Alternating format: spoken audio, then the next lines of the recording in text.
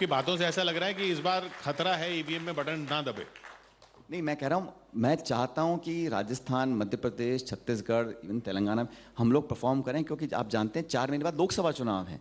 And हम लोग अगर स्टेट्स में नहीं जीतेंगे तब लोकसभा चुनाव में हम कैसे इंडिया को हरा पाएंगे? ये बहुत बड़ा विषय है और मुझे लग रहा है कि हम कर सकते हैं, पॉसिबल है। क्योंकि मैंने कहा ना, हिमाचल में हम लोग कॉन्फिडेंट नहीं है आप?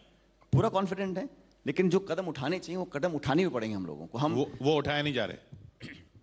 मैंने कहा वो मेरी और मेरे पार्टी के नेतृत्व के बीच की बात है। हमने क्या बातें करी हैं, क्या सुझाव दिए हैं, कितने उठाएं कितने नहीं उठाए हैं, वो समय बताएगा। लेकिन मैं ऐसा मानता हूं कि ये पॉसिबल है। प्रदेश के लोग चाहते हैं कि दोबारा से हम लोग वहाँ पर काम करें और उस परिणाम पाने के लिए हम लोगों को जो करना है वो करना चाहिए। पिछले साल तक तो ये भी उम्मीद थी लोगों को, आपके समर्थकों को, कि चुनाव से पहले आपको बना देंगे सीएम। पिछले साल तक उम्मीद थी।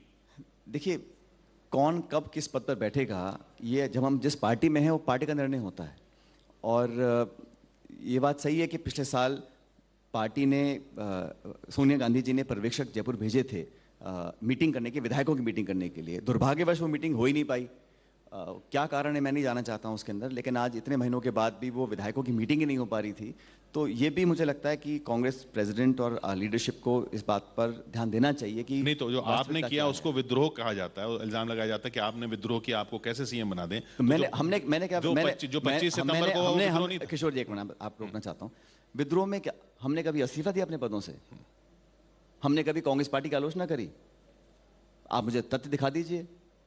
लेकिन जब इतने लोग इस्तीफा दे रहे हैं और स्पीकर साहब एफिडेविट दे रहे हैं हाईकोर्ट में कि मैंने इस्तीफे अस्वीकार इसलिए किए क्योंकि वो स्वेच्छा से नहीं दिए गए थे, तो किसकी इच्छा से दिए गए थे? फिर क्या दबाव था, प्रलोभन था, प्रेशर था, क्या था? ये तो जांच का विषय है, पार्टी को करना चाहिए जांच इसके बारे में। मैंने दिग्विजय सिंह जी से बात की कि आप राजस्थान कैसे जीतोगे, वहां पे तो पायलट जी और गहलोत जी के बीच में इतने डिफरेंसेस हैं। तो उन्होंने कहा कि पायलट जी के पास अगर कोई शिकायत है तो उनको डिसिप्लिनरी कमेटी में आना चाहिए।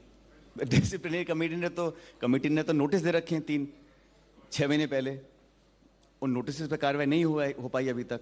इसका भी मुझे लगता है 25 सितंबर वाली घटना वाले। हाँ, तो भाई जो घटनाक्रम हुआ, पार्टी नेतृत्व ने इसको गलत माना, सो मोटो एक नोटिस जारी करे कुछ लोगों के खिलाफ।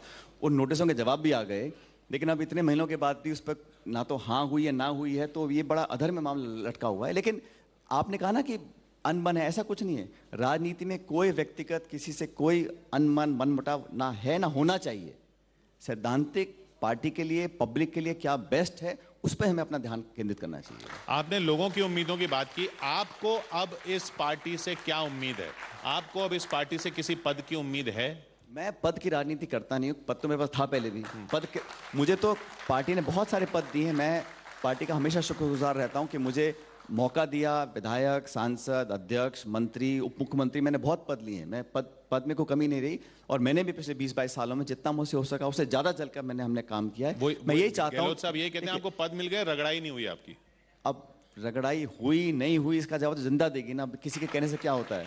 और दूसरा किशोर जी सुनो कि ये गलतफहमी नहीं पालनी चाहिए कि मर के स्वर्ग वापस होता है।